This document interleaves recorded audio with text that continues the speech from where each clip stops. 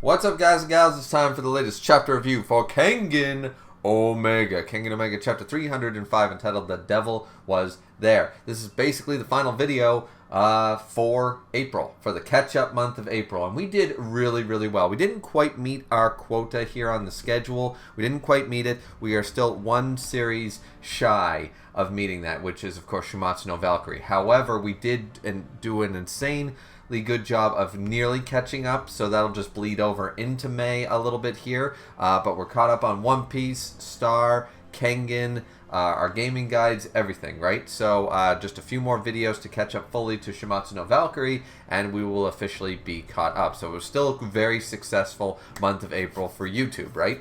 But yeah, let's talk about here Kengan Omega. Chapter 305, honestly, there's only one shocking factor. Well, two, realistically, for me. One is that the consectors, at least one of them, is, but they're alive. And even Luhan brings up the fact that he needs to keep them alive for a few reasons. Like, he won't be able to move as efficiently if he's caught, basically murdering people right out of the gate right after he gets off the plane and stuff like that. Like, his movements, it'll just make everything more difficult and stuff like that, so he can't actually kill his opponents right here, two of the consectors. So yeah, that was actually quite interesting to me. I mean, obviously he's playing the long game. Luhan knows Yan was watching, and Yan knows that Luhan knew he was watching, and he's trying to set up this whole thing because we're back at the amusement park and stuff like that. Realistically, that was the only sort of surprising thing. I'm like, oh, like, these aren't just one-off for two chapters characters just to prove Luhan has the connector skill, you know what I mean, and stuff like that. And they bring that up at the amusement park, saying that, yes, he's definitely improved. He's definitely climbed a further rung up that ladder, taken another step forward, right? But he still has yet to master these skills, which makes a lot of sense, you know what I mean? Like, they even bring up, like, there's millennia's worth of knowledge in there. You don't just read it, memorize it, and boom, you're good to go, right? Like, your body needs to get adjusted, you need to get used to it. That's basically what Oma is doing right now in the very organic, traditional way. Luhan has now the knowledge, now he's got to sort of utilize it correctly, right? So, I'm assuming it's a similar vibe going on there. That's all fine dandy. And the end part of the chapter with Scarface there being the one saying, call my brothers, and waiting for, he considers, I don't know if this is in a spiteful tone or if this is in the only way to stop Luhan is with, the successes, because it's quote-unquote successes, and we see the final page of Gao, Ryuki, and Tokita Oma, and all that stuff, right? And I'm like, okay, this could go a number of ways. They were taken into protective custody, which is what Yan wanted in the first place. He wanted to make sure that they weren't going to be assassinated off one by one, I'm assuming. They sort of leave this one vague. It doesn't make a whole lot of sense. Like, he's the one who sent them to go summon, not the family men ones, but the ones that were still connected to the worm. He sent those failures, those consectors, after Luhan, hoping that they wouldn't kill them, and then they end up in protective custody. Like, that was a large gamble, realistically, by the sounds of it. And then he's like, I needed them in protective custody. It was one of my objectives. It's like, yeah, like, there was probably a simpler way to go about it, but it sounds like because he wants to keep as many body doubles options open for Shen in case of XYZ, right? Okay, fine, dandy. That one's sort of left a little vague and doesn't make a whole lot of sense right now. That could be a translation thing, something like that, not sure. But pretty much, apparently the consectors are actually waiting for their successes, their successful brothers, to show up and make some magic happen against Luhan, which we obviously want. And that would be pretty cool. Now let's talk about the one big elephant in the room that happens. So Luhan kicks everyone's asses up, but we were left with a bit of a cliffhanger at the end of the last chapter, talking about how Ryuki and Oma ended up where they ended up and what Luhan's involvement was. This was already a theory, there were suspicions, and now we have the whole story. I'm going to be honest with you, kind of lackluster on the Oma side, because we already knew about the Ryuki side. Luhan is obviously the man on the inside, and he admits to it. he leaked the information to Gamukaku. By the way, the panels are very different in colorization. In one panel, Gamukaku looks way more badass, where his eyebrows, which sometimes were showcased as being white, he looks far more intimidating and much more masterly and old manish in the best way in the flashback where he's reading the letter versus having the black eyebrows. In my opinion, he looks more like this drunken old man, but he looks much more intimidating, much more like veteran-esque with the white eyebrows. But it's very funny that they're showcasing the fact that he had white eyebrows at that point and then black eyebrows at this point and stuff. It's like it was inconsistent. He looks way better without the black eyebrows, in my opinion.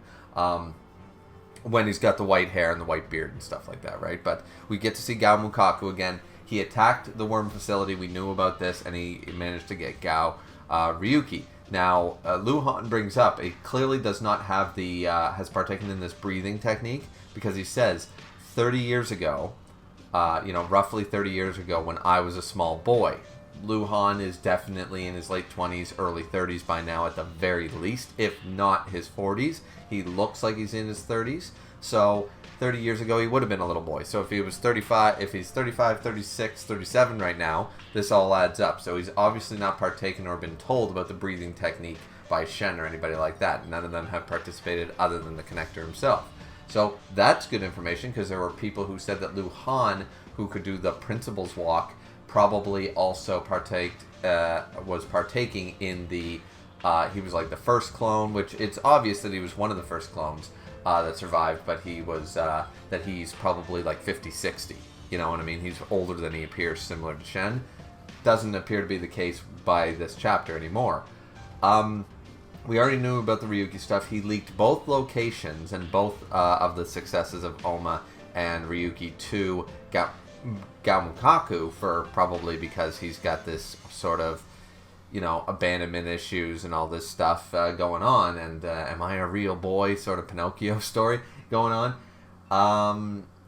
And I just find this so lackluster. Gamukaku was the one to attack the Oma facility, seemingly the separate one. According by the looks of this, he got Ryuki out at before and or after. We're not sure because the timeline doesn't add up there, because Oma is clearly older than Ryuki. But he successfully got Ryuki. When he tried to go get Oma as a baby, he succeeded in destroying the facility in Japan, but he was nearly at death's door. So by the time he escaped and made it to the inside, he collapsed from exhaustion and blood loss, and then Oma as a baby was gone.